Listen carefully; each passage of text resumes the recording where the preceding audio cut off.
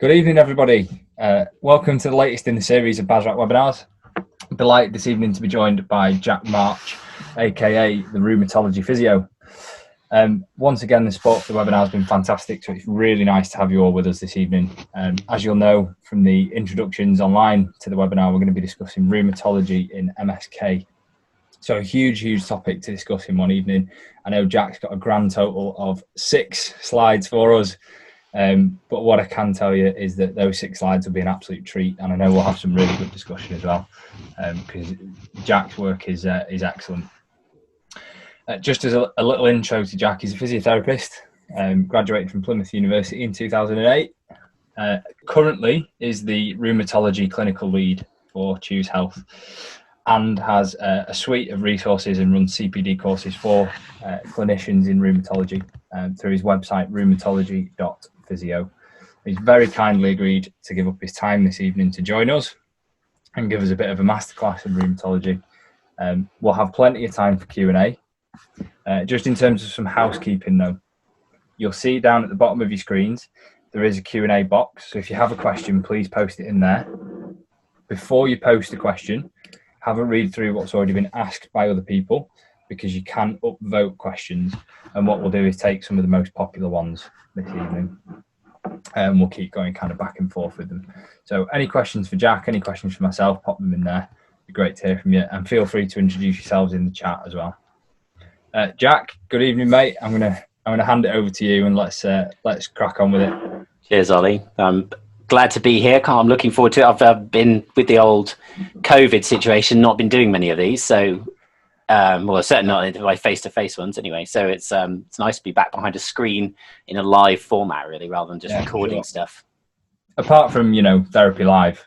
Apart from that, yeah. The small matter of 20,000 delegates at Therapy Live. Yeah, but I wasn't talking for most of that, so. Although I suppose I was doing some of it, but yeah, never mind. That's it. Old news now. Therapy Live.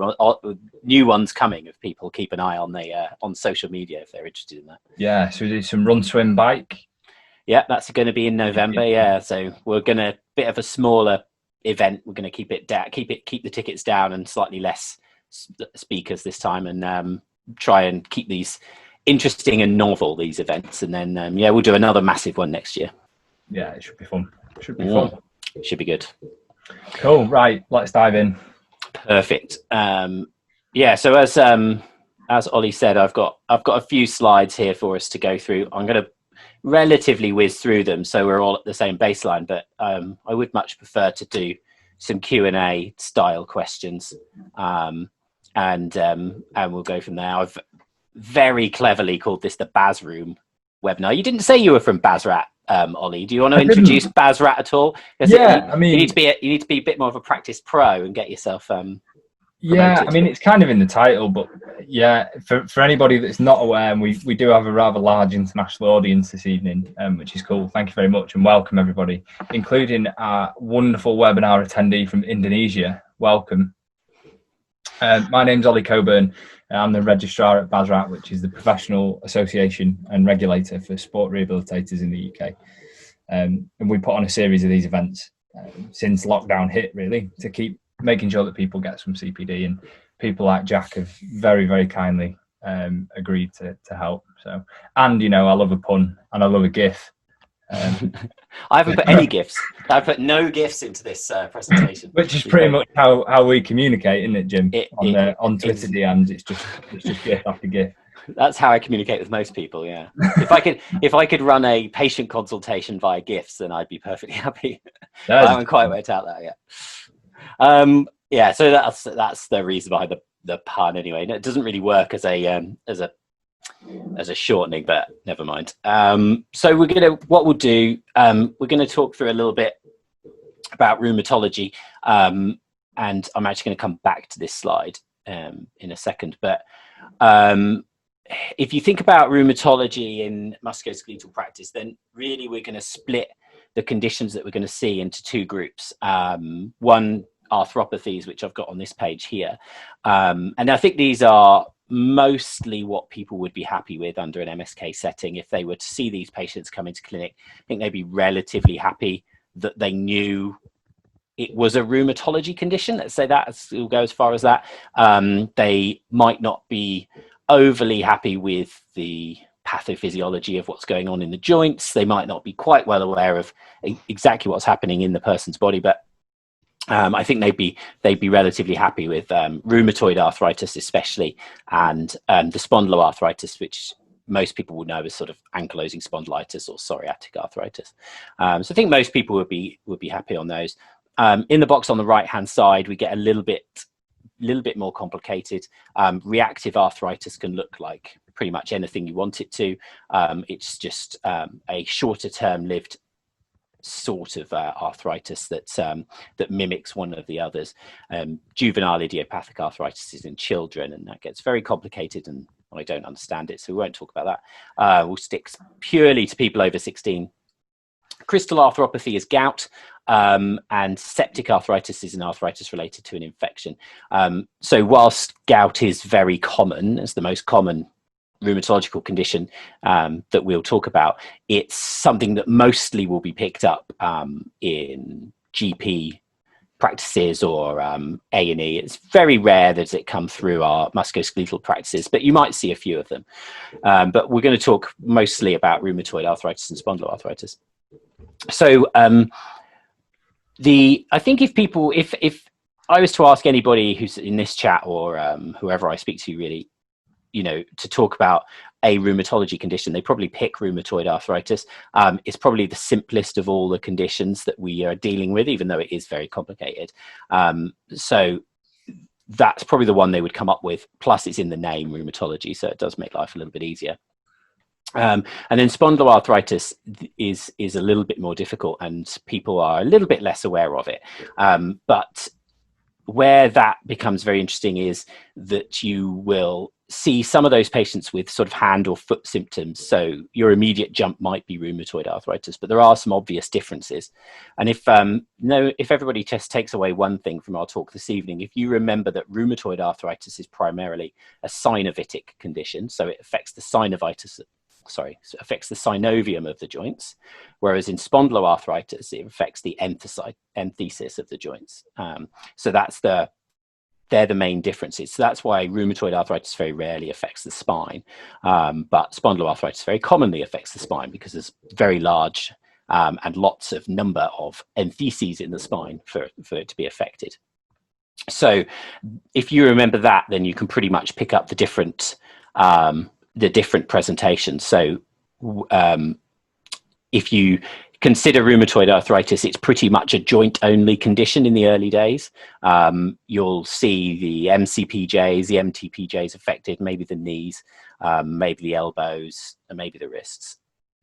But that's about it. You don't really get any associated conditions with it, any associated comorbidities with the rheumatoid arthritis. And you don't get quite so much of the tendon type problems that you do in spondyloarthritis, where you will get some. So you'll get some tenosynovitis in rheumatoid, but it's usually not a predominant symptom. So your joint symptoms are usually predominant in rheumatoid. And then when you talk about spondyloarthritis, you get a whole mix. So we'll broadly split that into different categories. So you get axial, so affecting the spine and the sacroiliac joints predominantly, and then peripheral, where it's affecting anything but those predominantly, although that you will merge and get a crossover of those as well. But it's just which one the predominant symptoms lay in would make it under each of those umbrellas. But when you talk about the spondyloarthritis conditions, you will get some joint arthritis, and it may well look a lot like rheumatoid, but you also get a lot of tendon problems associated with that as well. So things like plantar fasciitis, Achilles tendinopathy, patellar tendinopathy, tennis elbow, golfer's elbow, so on and so forth. So what you're seeing in a rheumatoid arthritis is a quite clear arthritis, but when you're looking at a spondyloarthritis, you might actually just be looking at multiple tendon problems.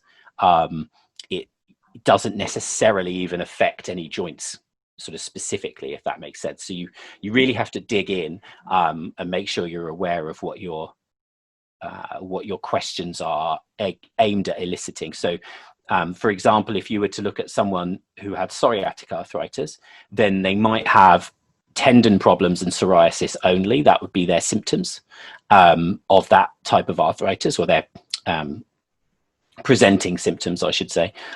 So you might think, oh, when arthritis obviously affects the joints, whereas the symptoms that they're presenting with are, I suppose the antithesis is around the joint, but it's not the joint structure itself, if that makes sense. So you have to know what you're looking at when you're considering those as differential diagnoses.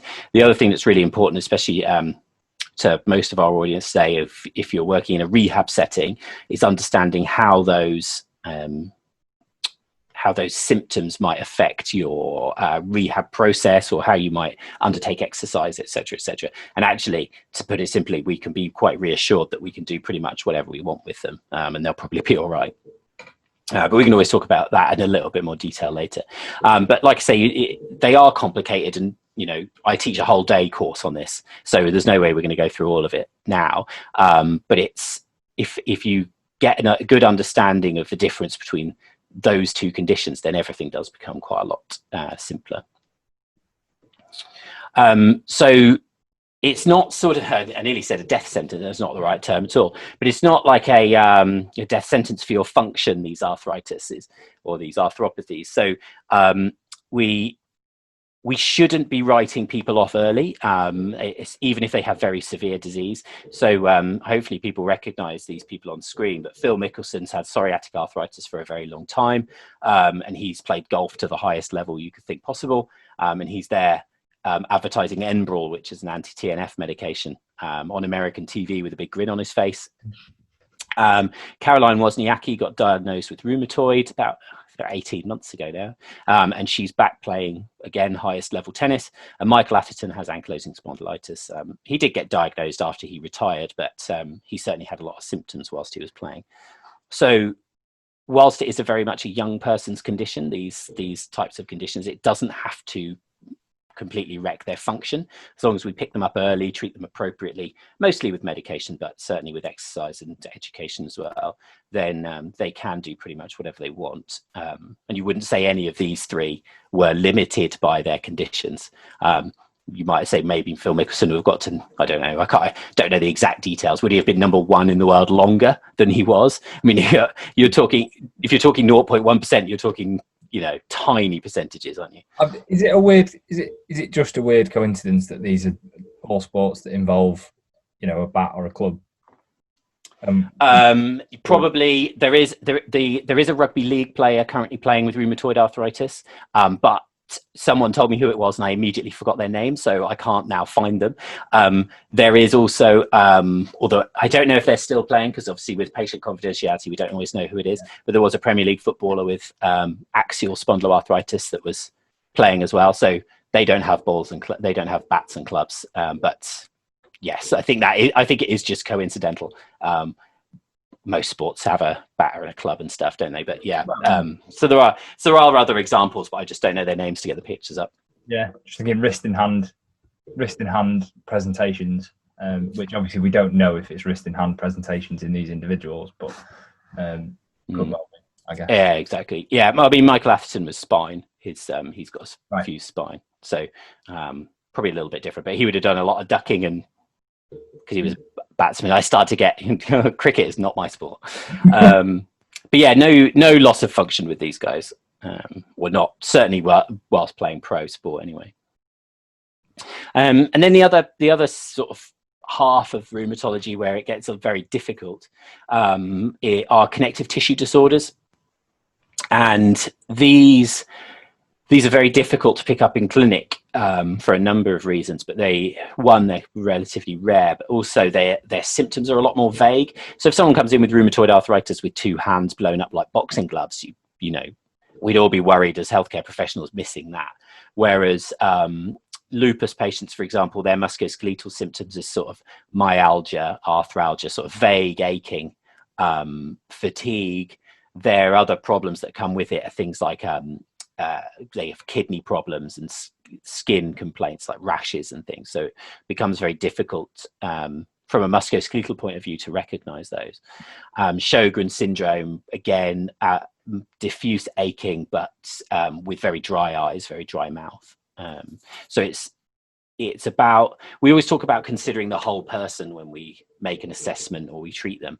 And with these types of conditions, you really have to. So you have to really understand what questions you have to ask about the associated health issues that they might have, so that you know, not many of us in clinic, in a musculoskeletal clinic, would ask about whether someone's got dry eyes or dry mouth. It doesn't, you know, if someone comes in with ankle pain, you start asking about their eye health. It's a little bit of a strange one. But we have to understand the way that the whole body relates, especially in an autoimmune condition. So it is important to do that. We mentioned Therapy Live at the beginning. I did a talk on rheumatoid arthritis and how I laid out a case study and how you could very easily miss rheumatoid arthritis if you didn't ask the right questions. And that was quite an interesting experiment for me to do. So you can find those still if you want to, but I might re-record that if anybody wants it in the future.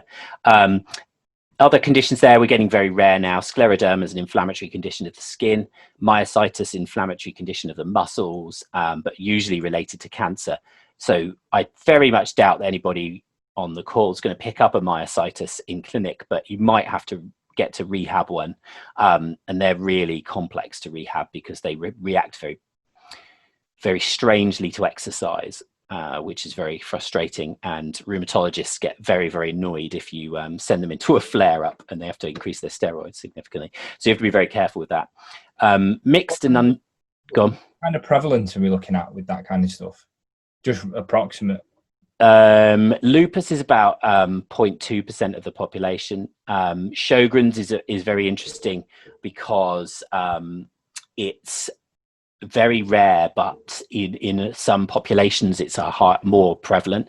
So in Afro-Caribbean women, you're about 9 times more likely to develop Sjogren's than in a white population. So whilst again you're down at sort of 0.4% of the population, if you've got an Afro-Caribbean lady with diffuse aching, then you know it's got to be way further up your clinical reasoning list. Myositis is again about 0.1, 0.2% of the population, but then in cancer patients you're talking much higher.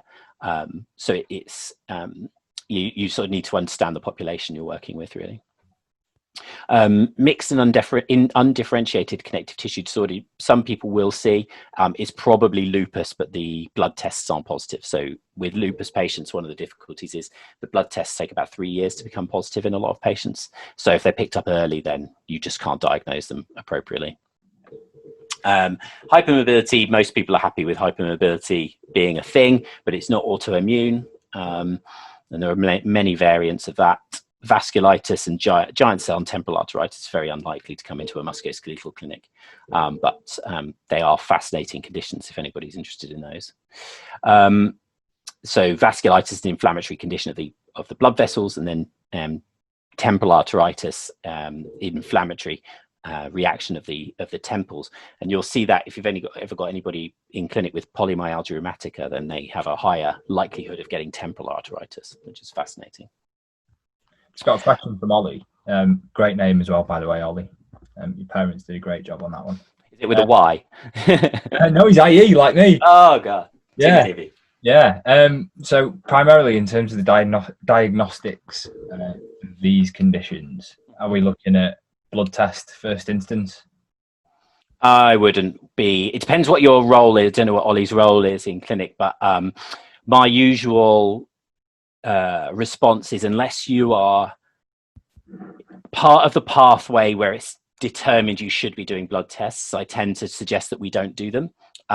So in almost every condition that we're talking about, there is some false positives and false negatives, and nothing is completely diagnostic. So if you're part of the pathway and you're referring into rheumatology, so let's make it easy for ourselves and say you've got someone with rheumatoid arthritis, and to get into rheumatology clinic they have to have had inflammatory markers done, then by all means do the inflammatory markers to get them into rheumatology clinic. But if that's not part of the prerequisite, I just leave it to the rheumatologists to do, because lots of the conditions mimic each other or overlap. So you will have, I remember I had one patient who, she had barn door rheumatoid arthritis, like the most rheumatoid arthritis I've ever seen. And I referred her in, and she had, and it turned out she had lupus. So, oh wow, you know, like we're not rheumatologists. And I always say that, it says rheumatologists are rheumatologists for a reason. So if you don't have to do the blood tests to get them into clinic, I just leave it and let them do it. They'll do them anyway. Yeah. So you're not sort of gaining, and then let the rheumatologist take care of it. Exactly. Yeah, that's correct. And the same with imaging as well. Unless you're qualified in point of care ultrasound and you can look for synovitis or enthesitis actually in clinic, then that's very helpful. But outside of that, again, it's just not worth the time and effort. You're just far better off spending the time getting people into clinic, into rheumatology clinic. Yeah. So again, so Venus Williams has got Sjogren's syndrome and Afro-Caribbean lady. So she fits the bill very nicely. But again, I mean, she came second in Wimbledon in 2018. So maybe you'd say she would have come first, but that's a bit of That's a bit harsh. It's a bit harsh, isn't it? So, you know, she did pretty well as well, even with one of these conditions. But her main issue was fatigue and dry eyes out on the tennis court. So we all know, especially the US Open can be quite windy. And she was really struggling with that. Was her main issue. But then she managed to overcome that and come second in Wimbledon. So she did pretty well. So I just wanted to talk about features of inflammation for a minute, which is probably sits quite nicely with what we're saying, where we don't know necessarily whether, depending on, again, your part in the pathway, we want to pick up an inflammatory condition. We don't necessarily need to diagnose someone specifically with an issue. We'll leave that to the rheumatologist. So the main things that we want to look out for, and I'm covering my own screen with my camera here.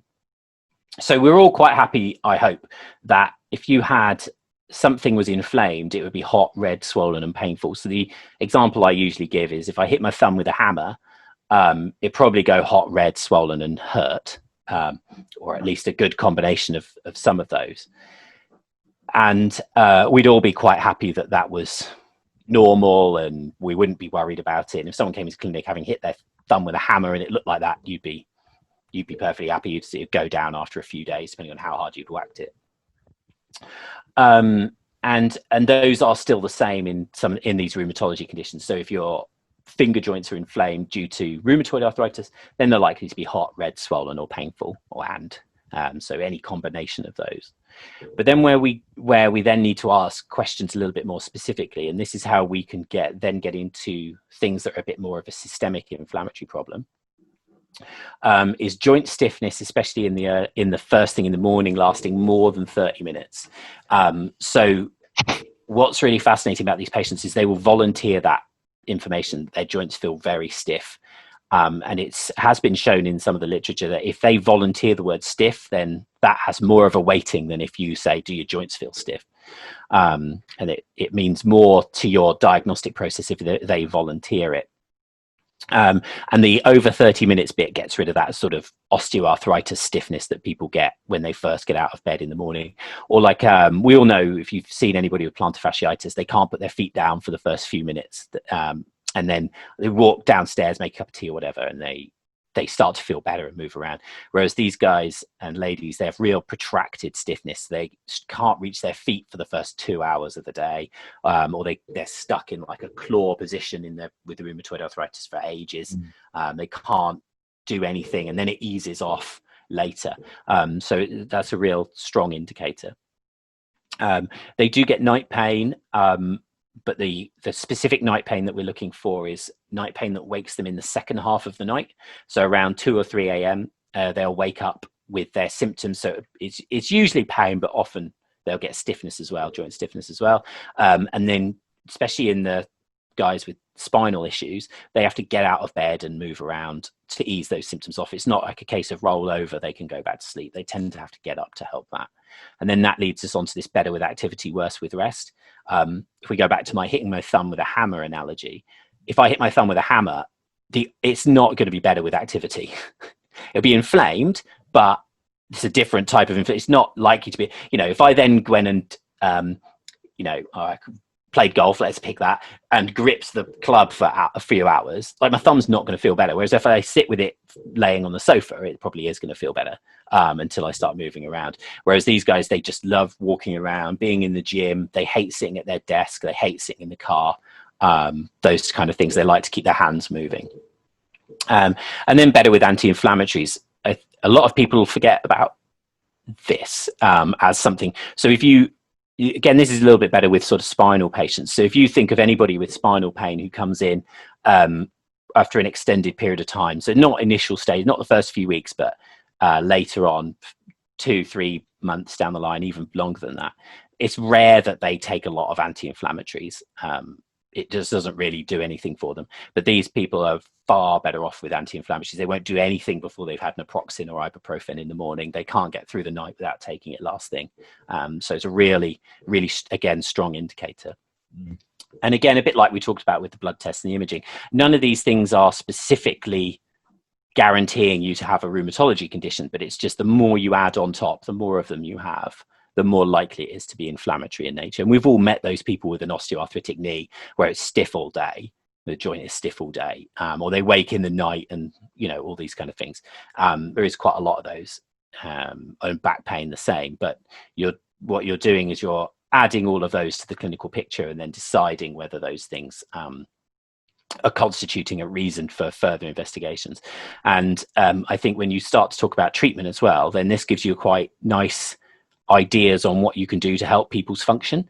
So we know that if they've been diagnosed with rheumatoid arthritis or something similar, we know that they're going to probably have issues first thing in the early morning. So you might not want to give them, a program that starts with heavy lifting first thing in the morning. Giving an extreme example, but those things are to be considered.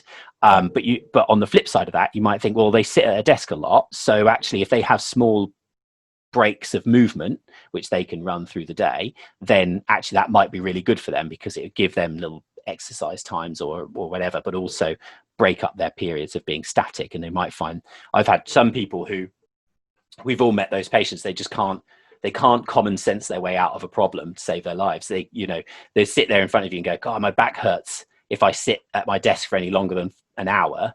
And you're like, well, what do you do at an hour? They're like, oh, I don't move until I go home at the end of the day. And you're like, well, let's common sense our way out of this problem. So, there is quite a lot we can do with these sorts of symptoms. And it is interesting to see what people come up with once you start saying, well, yeah, that is quite normal for those conditions, really. Can we touch on the night pain thing? Mm-hmm. The question I was going to ask you, and then Claire beat me to it. So a question to quote is, can you explain the mechanism of latent inflammation in the second half of the night? So yeah, sure. So what happens is when you go to sleep at night, your body and your mind take a rest. So that's why we go to sleep, we recuperate and all these kind of things. So your immune system does the same thing. So you go to sleep, you're like me, sad, you go to sleep about 9:30 at night. Your immune system takes a rest, and then it kicks back in the second half of the night, ready for you to get up in the morning and deal with the world and pathogens and hitting yourself with a hammer, all this sort of stuff.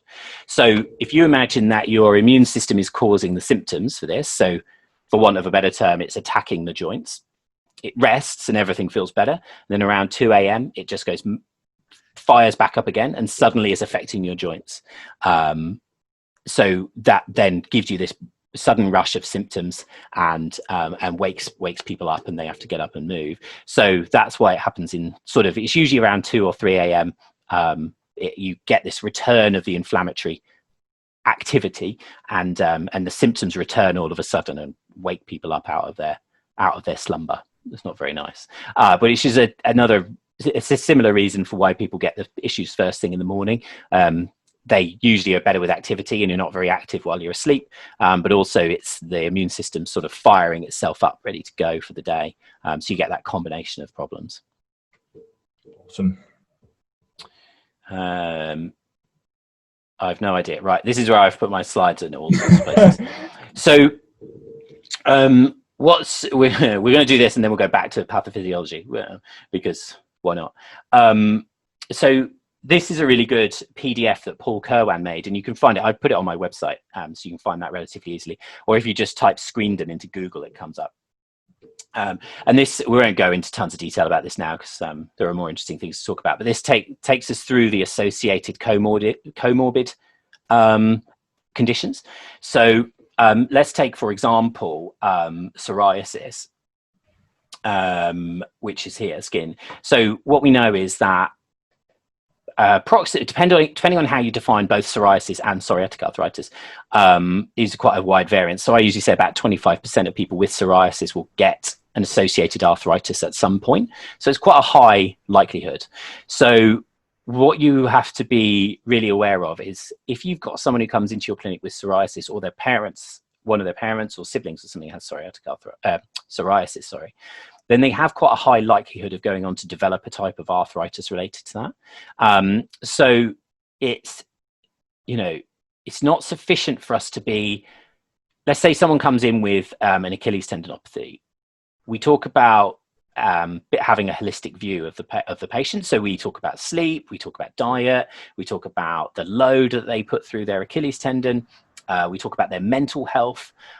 Fine, but we're not being truly holistic until we consider other systems of the body as well. So we know, especially with tendon problems, we've got sort of, I can never say it, fluoroquinolones, which can cause that kind of problem as well. Or you might have sort of hormonal imbalances, which can cause tendon problems as well. But also, to add more complexity to the system, also skin. So if they've got skin issues, then we know that can be relate then into their tendon problems.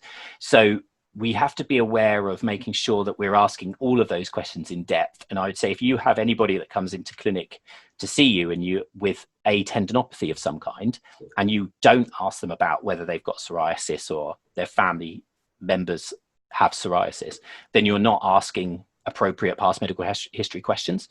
Because like I say, if you've got psoriasis, you've got 25%, 1 in 4 chance. And if I was to say to you, Ollie, that you come into my clinic and you've got a 1 in 4 chance of a stress fracture, and I don't ask you an appropriate question, you're going to be pretty livid about that. So it's about understanding the mechanisms of, or not mechanisms, but the relationship between other body systems. The same with the eyes, you'll be able to see those there, but we won't go into those now. But eyes and gut as well, and bowels, same sort of numbers.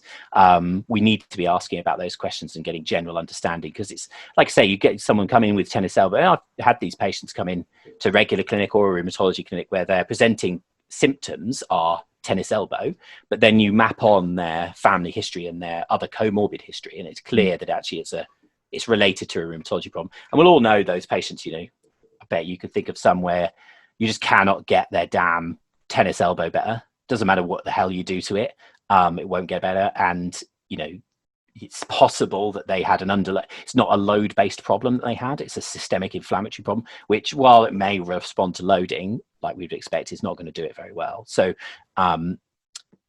it's something we need to question at the outset, not when things just don't go our way, if that makes sense. I was going to say, so is this because some of these, so for my routine screening, some of these would certainly be a part of it. So digestive issues like Crohn's and colitis would definitely just be on a routine screen. Everyone's going to get asked that. But then not so much maybe things like nails and eyes. How do you run it in your clinic, and what do you recommend to people? Should all of these be routine in an MSK clinic? Or only where there's a suspicion? I said I wouldn't say it depends, didn't I? You banned me from saying it. That, yeah. So, okay. So I do ask every patient who, So I'll ask every patient that's not a clearly traumatic onset. So if someone's got a clearly, they've had an inversion injury to their ankle 3 days ago, I'm not asking them, and they had no other obvious reason for me to ask them. I'm not asking them about whether they had uveitis in the past. Like, it's just not necessary. But anybody who has joint symptoms or tendon symptoms that are lasting for any period of time so longer than you would or as long as you would expect them to start recovering. With unexplained onset. Yeah, with a more unexplained onset. But to be honest, even sometimes I remember consulting on a patient who had a clear mechanism of injury you'd suspect of a ACL rupture, landing on one leg with a twist, heard a pop, but the symptoms were odd. So it blew up initially and then settled after about 24 to 48 hours, was absolutely fine for about 2 weeks, then swelled up again. And it's like, well, that's just a little bit weird. And then you question further back into it, and it turns out they had a family history of whatever, I can't remember. But, then things come out in the wash. So it's not something that I would say you have to do it with every single patient, but I would want some reasoning as to why you've not done it, much like you would with anything else. It's like, you always follow a pattern, or I certainly do, of different people's symptoms. Like, with, let's say, someone's got back pain, I wouldn't be necessarily asking them if they've ever had problems with their hands before, if they bent over lifting a box up a week ago and then their backside hurting. But if it had been 3 months ago, they weren't doing that, and their back just started hurting and they were only 25, then I would ask them if they had other joint problems, if you know what I mean. So I do ask a lot of patients about eyes and nails. It's more difficult on virtual. It's difficult to see people at the detail on people's, full HD camera if you're going to see nail changes. But certainly in clinic, it's easier. You're right. I ask every patient about colitis, Crohn's. I ask every patient about psoriasis. And I always ask about, have they ever had any previous joint problems or injuries or whatever? So it's an easy fit into that. Yeah. But some of that more nuanced stuff, then I don't. Yeah, I mean, uveitis is relatively rare in the population itself. It just is, again, spondylitis is extremely common in that population. So if you are in any way suspicious that they might have an inflammatory cause to their back, then you need to be asking it. Or if they're in the correct age bracket, if they're age 20 to 40, and they don't have a clear mechanism of injury, or it's reacting in any way you wouldn't expect, then I would want people to be asking that, if that makes sense as a distinction.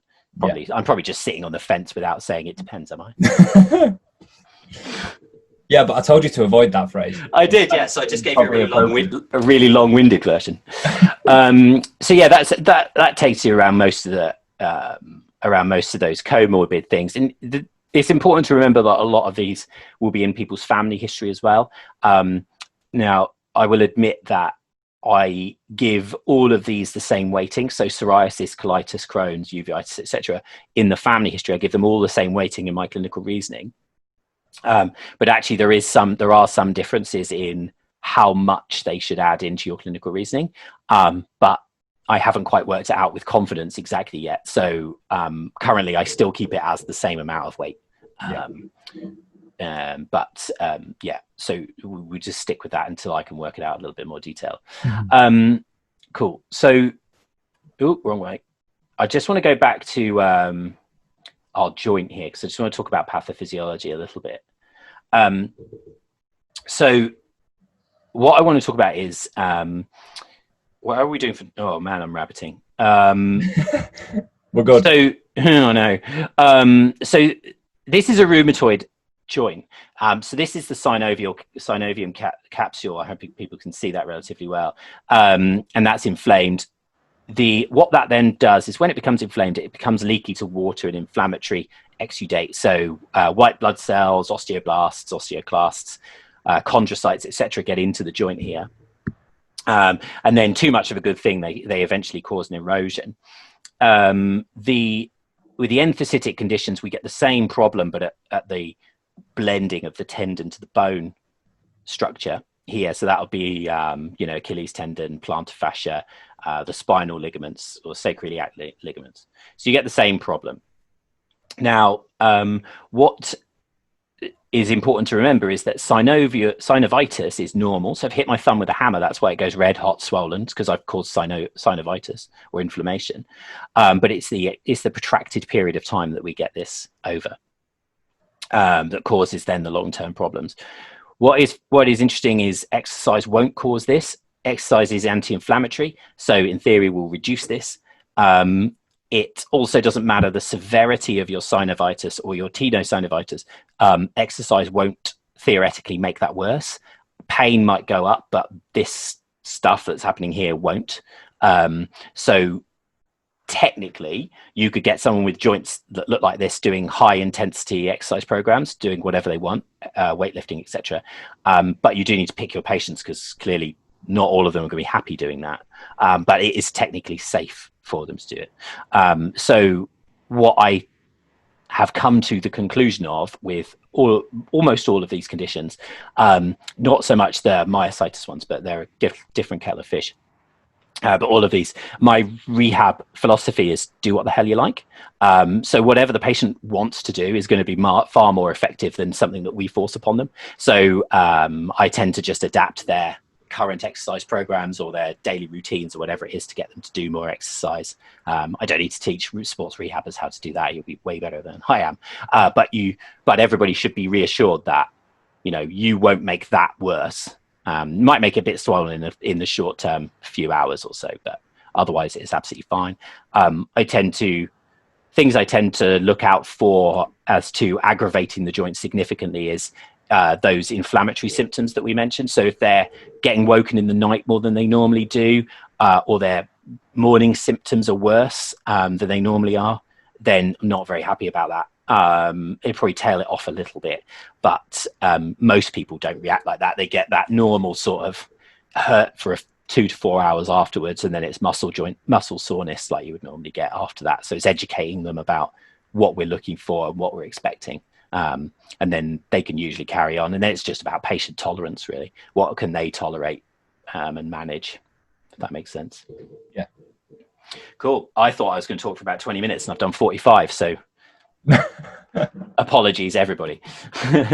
You wind me up and let me go. That's the problem. Yeah, well, I know it's often the best thing to do. I don't know which slide you're going to linger on, but I'm going to touch on one of the questions from Laura, because it's probably not one of the questions I was expecting to get this evening. Oh, good. Yeah, go for it. Population of clinicians, I think it's actually going to be really useful. So